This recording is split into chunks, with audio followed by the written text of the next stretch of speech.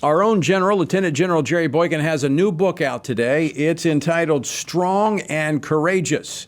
It's a book about the Marine Corps. Oh, my goodness. General, welcome back to the program. That's a little humor there. It's actually based on the biblical book of Joshua. It's one of General Boykin's favorite books in the Bible and explores the 5 principles of biblical manhood in a thoughtful and engaging manner. General, welcome back to the program. Thank you very much. I'm still trying to shake that Marine Corps comment. So this is going to be a part of the Stand Courageous men's conferences that FRC is doing. Yeah, it is. We started our men's conferences 2 or 3 years ago with the prequel to this book, right, which was Man to Man, where we identified the 5 things a man is supposed to be biblically. And now we're going to switch, and this will be the next phase of those men's conferences, and as we use this book, because this actually gives you some very good biblical examples of a man who lived every one of those 5 principles. It's a great book, the Book of Joshua. I haven't read this one yet, but I'm sure it's a great book too. You and Dr. Keenan Curitan, who is on our team here. And he's, by the way, he is an incredible theologian. And historian. Yeah, he does some excellent work. So this is a part of the Stand Courageous Men's Conference, which, by the way, but before I go to that, people can get a copy of this book, though. You don't have to come to a conference to get it. It's available out today. So today you can get a copy of this book. You can get a copy of this book by going to FRC's website, and you can also go to Amazon or wherever books are sold. All right, so a regular strong, courageous, a call to strong and courageous, a call to biblical manhood. Thinking of Stand Courageous, which is coming up in Georgia, Atlanta, Georgia, October the 8th. So that's just around the corner. So men, if you're in the area, and I know we were just there with our Pray Vote Stand Summit. In fact, General, you were there. You were one of the speakers. Pastor Gary Hamrick was one of our speakers. He's going to be one of our speakers at the men's conference, Stand Courageous. We're also going to have Pastor Frank Cox. We're going to have Bishop Larry Jackson will be there, and Stu Weber. My battle buddy. Yeah, that's right. Your battle buddy is going to be there. Coming all the way from Oregon to be with us there. And long time with Promise Keepers. He and Bishop Jackson both of them were both with Promise Keepers for 20 years. So that's Saturday, October the 8th, beginning at 7 a.m., actually 8 a.m. to 4 p.m. You can find out more by going to standcourageous.com or just go to tonyperkins.com and follow the links over. But men, now's the time to register and be a part of the Stand Courageous Conference in October in Atlanta, October 8th, coming up just around the corner. All right, General, I want to talk about some of the issues that came up today at the United Nations. In fact, the President Biden there speaking, really touching on a number of global issues. I want to go first to one that you and I have talked about quite a bit. I talked about this earlier with Senator Graham, and that is Iran. Play clip number 9, please. While the United States is prepared for a mutual return to the Joint Comprehensive Plan of Action if Iran steps up to its obligations, the United States is clear. We will not allow Iran to acquire a nuclear weapon. I continue to believe that diplomacy is the best way to achieve this outcome. The non-proliferation regime is one of the greatest successes of this institution. The clock is ticking. I actually had lunch this afternoon with an ambassador. I'm not going to mention the country, but is very concerned about where these negotiations are going and that they're going nowhere.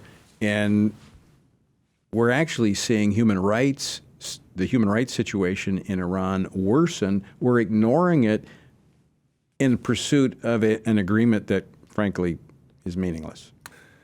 Yeah, and if Soleimani was still alive, there would probably be another 15,000 bodies in the streets of Tehran right now because the people are fed up with their government. And I talked to a missionary that operates underground in Iran, and he and his wife both. They said people are so fed up with the government that they have there that they want to fight back. So why are we propping them up, engaging in these negotiations? Well, it goes back as the same policy that Mr. Obama had. Remember, we sent them millions of dollars in cash. Right. Yeah, for exchange of hostages, and that's what we're doing again, lifting the sanctions and giving them money in their coffers to build those nuclear weapons that they've been trying to build for probably a decade and a half. So earlier, Senator Graham was talking about this and the threats that Iran is making, that they will destroy Israel.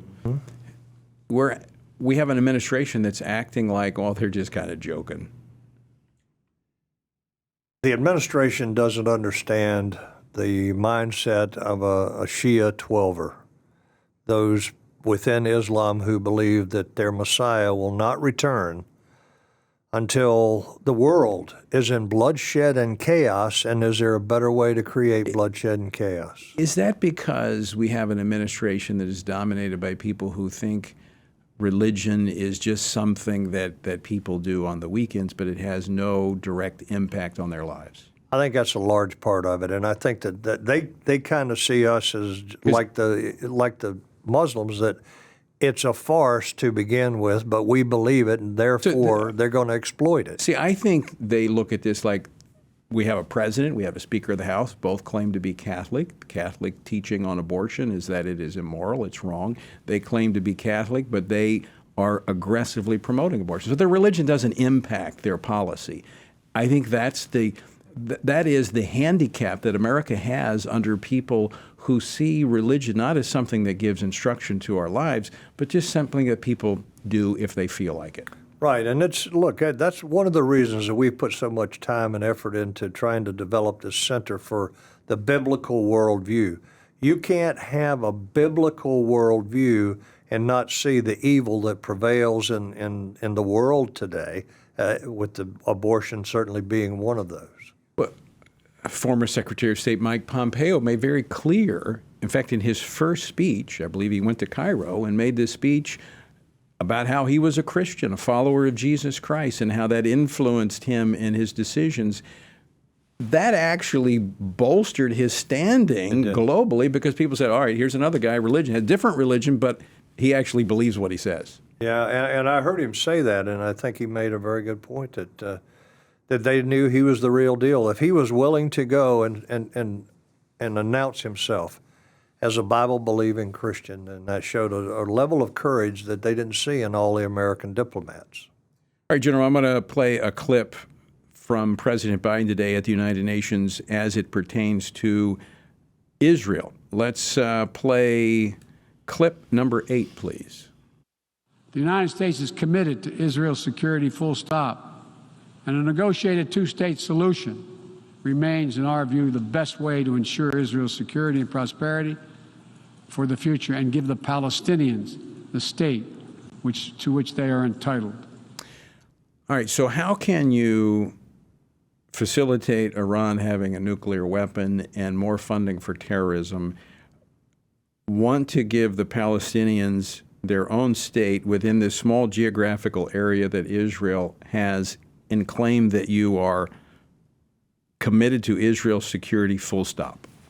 Yeah, well, you can't. We need to remember that the so-called Palestinians, which, by the way, Jews were Palestinians at one time. Right. But you can't, you need to understand that the people that we call the Palestinians that live as citizens in Israel today have the greatest freedoms of any Islamic group in the world. They actually were a part of the governing coalition just recently in Israel in the parliament. That's exactly right.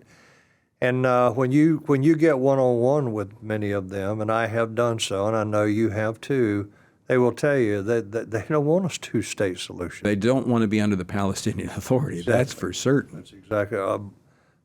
Look, what you get is Hamas and Fatah. That's who governs those Palestinian areas, the Gaza Strip and the so-called West Bank, which is Judea and Samaria. That's who governs them. They're both terrorist organizations.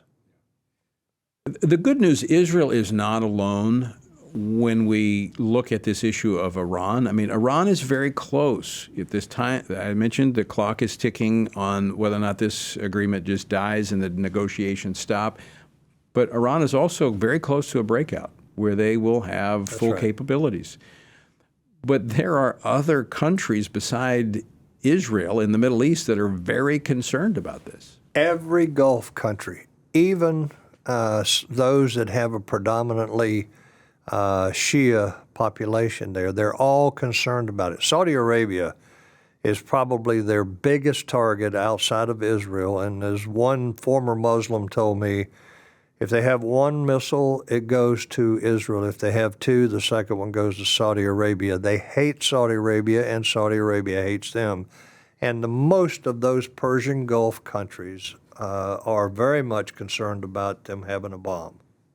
So lacking United States leadership at this point, but you have residual benefit from the Trump administration. We just celebrated the anniversary of the Abraham Accords.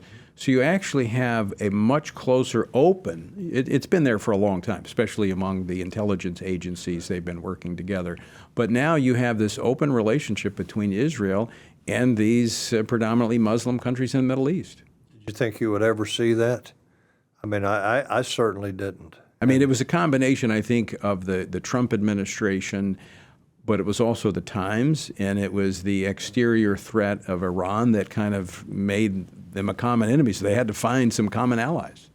Yeah, and I won't get into prophecy, but if you look at Ezekiel 38 and 39, it talks about a time when Israel is at peace. Right. A time when it is living at peace. So I think we've got to watch what's happening over there very carefully. We can no longer just take for granted that we're going to be told what we need to know. We need to watch it ourselves and go back to the Word. But we're at a point, if Iran enters that point of having the capabilities, I mean, I think we're at somebody's going to have to act.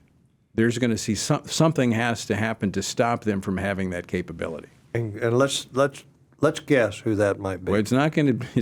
I tell you what, though, Tony, if America does not support Israel, if they do make a preemptive strike and America does not support them, I just can't think of what our future might be, because no matter what people say, I think Genesis 12:3 is absolutely as appropriate today as it was when it was written.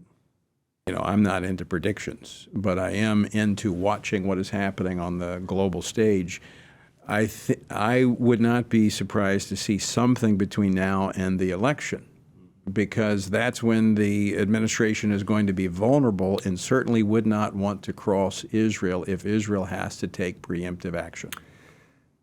I agree with you. And I think also, though, that I think that the whole world sees us as being a weak country with weak leadership right now. And I think that they're exploiting that. I think Russia would never have gone into Ukraine had Donald Trump still been in office. And I don't think that the Chinese would be rattling their sabers the way they are. And I think the same thing applies to Iran.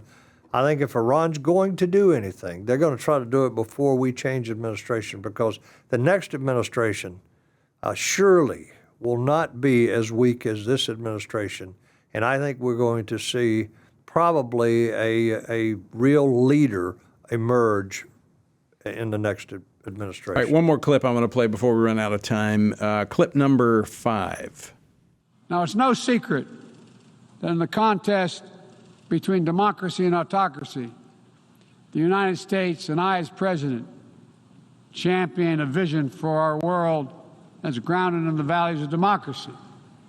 The United States is determined to defend and strengthen democracy at home and around the world. General? Is this the same guy that just called half of the American electorate terrorist? But he wants democracy to prevail because he is the champion of democracy. This is hypocrisy, not democracy. It's hypocrisy. Well, it was on the world stage today at the United Nations. Look, this goes back to the importance of elections, and this is why Christians need to be registered. They need to be informed, and they need to be voting. And this midterm election is very important because the control of the Congress determines how far he can go with the policies that he's advancing. Psalm 19 says, who will stand up against this evil for me? Who will take a stand against these evildoers? If you don't go vote, you are not taking a stand against evil, because we have to vote for, among other things, to start the process of driving the evil out of this country that we've brought into it. The Supreme Court started that process. We've got to continue it now. And folks, I would say not only do we need to vote, but you need to help other people register in your church and in your community and your family and make sure they vote as well. General Boykin, great to have you on the program as always, and encourage everyone to get a copy of Strong and Courageous. You can find it online. Go to TonyPerkins.com. Good to see you. Good to be with you, Tony. All right.